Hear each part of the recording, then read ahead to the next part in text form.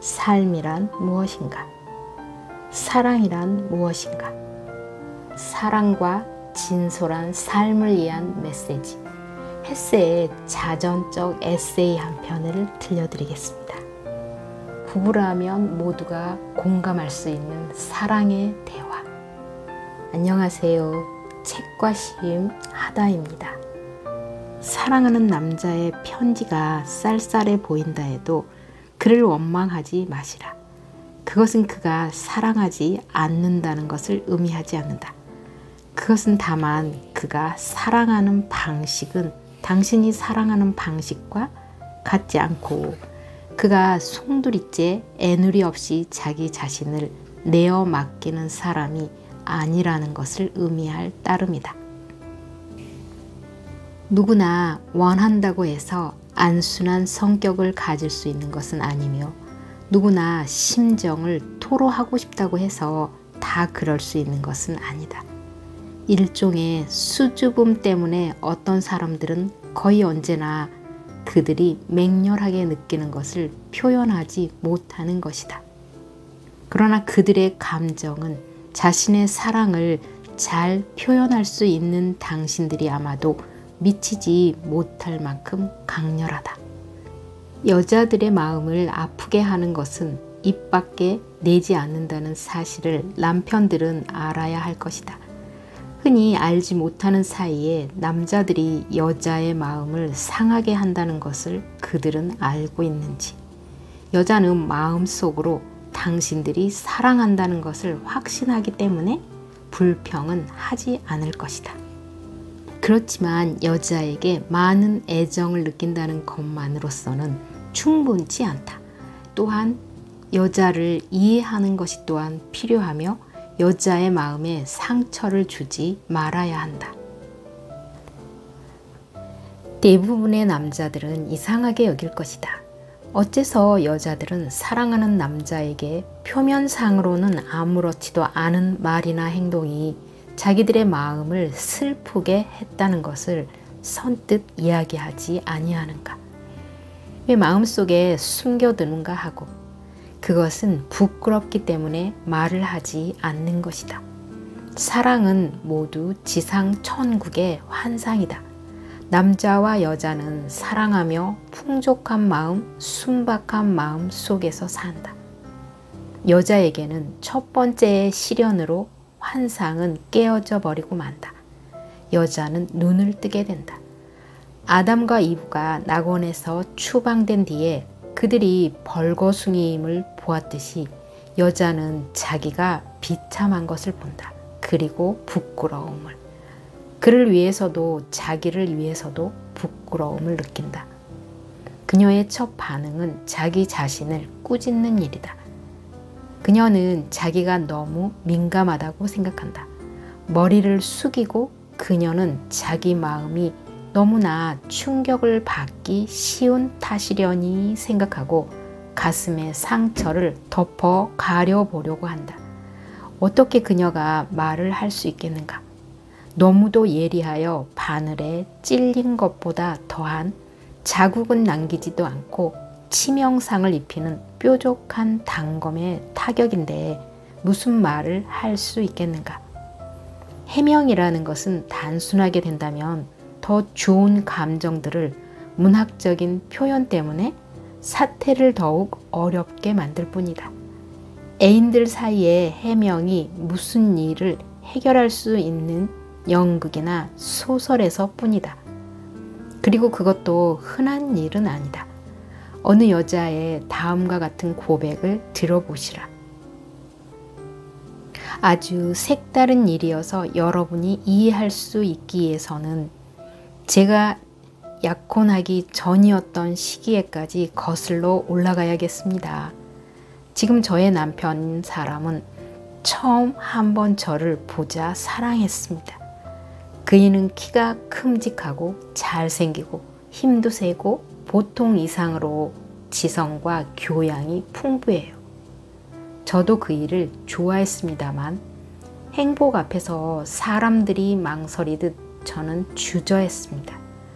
가장 야심이 큰 친구들이 결혼하고 싶어 했을 멋진 남자에게 수줍고 자신이 없는 소녀가 좀 겁을 냈었다는 것은 이해할 수 있는 일이기도 합니다. 어느 날 저녁, 그래도 저는 그이와 함께 영화 구경을 갔었습니다.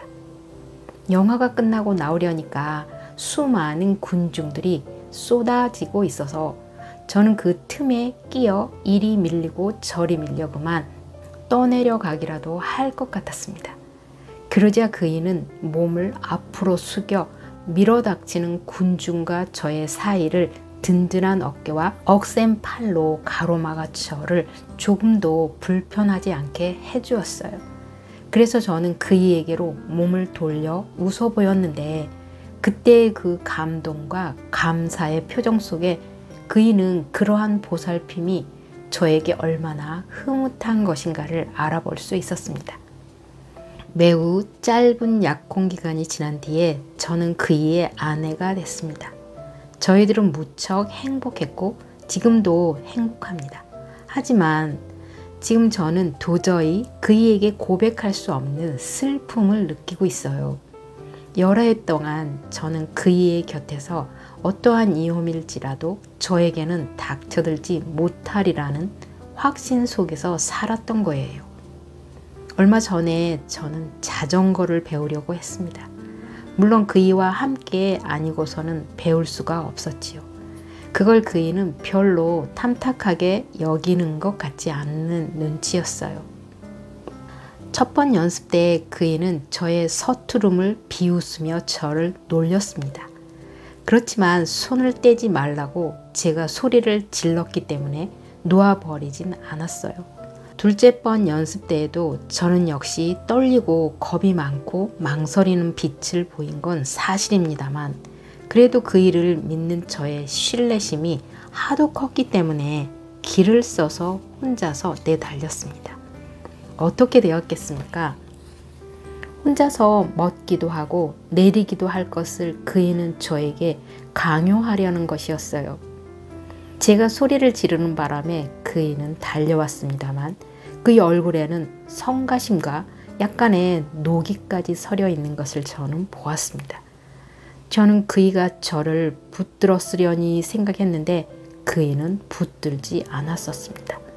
그래서 저는 넘어지고 무릎이 다 깨어졌지요. 처음으로 그이는 저를 돌봐주지 않았습니다. 처음으로 그이 때문에 저는 고통을 느꼈습니다. 그러한 사건이 그이 곁에서 제가 느꼈던 커다란 안정감을 무너지게 만든 것입니다. 이리하여 여자의 마음속에 고민이 생기는 것이다. 만약에 그 남편이 어떤 재난을 자기가 일으켰는지 안다면 그의 성격에 따라 가슴이 뭉클해지거나 혹은 역정을 느끼게 되겠지만 어쨌든 매우 놀랄 것이다. 대수롭지 않은 일로도 여자의 마음에 타격을 줄 수 있다는 것을 아는 남자들은 적다. 그리고 대수롭지 않은 일이 우리들로 하여금 모든 것을 잃어버리게 한다는 것도 그들은 모르고 있다. 자기 아내에게 대한 사랑의 커다란 증거를 보여줄 수 있는 기회가 남자에게 매일처럼 있을 수는 없다.